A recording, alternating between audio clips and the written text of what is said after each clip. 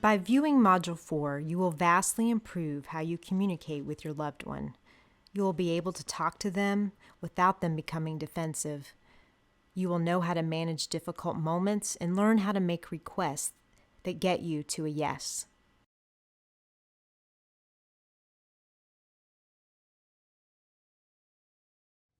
How important is communication? As much as 70% of any relationship is based on verbal communication. When there is addiction in the family, communication becomes vague and negative. You don't know what to say when. Perhaps you're walking on eggshells, trying hard to avoid a fight or another disappointment. I'm going to give you some important techniques in this module for making your communication more positive and more effective. You will absolutely need these techniques to communicate rewards when your loved one isn't using, to disengage when your loved one is using, and to talk about treatment. By the way, it's not just families affected by drug and alcohol problems that can use a little help with communication. Imagine our world with all of us communicating more clearly and with empathy. The first step to communicating better is to stop the negative talk. By negative talk, I mean the way you interact with your loved one that no longer works or has never worked. Ways of talking that push your loved one away or that simply shut them down and makes them unwilling to listen. It's time to pay attention to what you say and to alter those patterns of saying things that aren't getting you anywhere. Here are some of the ways our talk can become negative talk. I don't want you going out tonight and getting wasted like you always do. I don't want you going out tonight and getting wasted like you always do. You say you don't have a problem, but you clearly do. You just won't admit it. You say you don't have a problem, but you clearly do. You just won't admit it.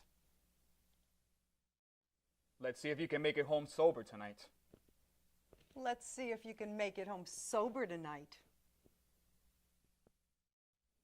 You aren't serious about your life. You aren't serious about your life. You're drinking too much. You aren't helping around the house. You're a mess. You're drinking too much. You aren't helping around the house. You're a mess. This is all your fault. You could stop if you really wanted to. This is all your fault. You could stop if you really wanted to. If you keep this up, you're not going to get nowhere in life. If you keep this up, you're not going to get anywhere in life. You know, studies show that heavy drinkers have more traffic accidents and earn less money in life. You know, studies show that heavy drinkers have more accidents and earn less money in life. I know you're upset about our separation, but this isn't the way to handle it. I know you're upset about our separation, but this isn't the way to handle it. In my house, this kind of behavior is unacceptable. In my house, this kind of behavior is unacceptable. I hope you have fun tonight, and I hope you can remember what you did. I hope you have fun tonight, and I hope you can remember what you did. You can't see what this is doing to your father and me? This is a terrible burden for us. Can't you see what this is doing to your mother and me? This is a terrible burden to us. Your sister would never pull a stunt like this. Your sister would never pull a stunt like this. The vast majority of the time, these habits of communication do not work on someone struggling with drug and alcohol problems. In your key observations, we've given you the list. I know I have my favorites when pushed emotionally. For one, I think being sarcastic is funny. I had to be shown how hurtful it can also be. I had a client once who asked me if he earned extra points for being a master at all of these. It's key to this work that the situation between you starts to relax. We want things to calm down. We want a bridge built between you and your loved one that leads to more open talk. A parent described it to me as coaxing the scared little animal out of the woods. When things are calmer and there is an open channel, your loved one will come towards you instead of away from you. Your loved one will be more willing to say when they want help or when they have a wish for themselves or if they're hurting. This is called change talk. In Module 8, How Do I Get My Loved One into Treatment?, we explain how change talk is a sign of motivation that your loved one wants a change.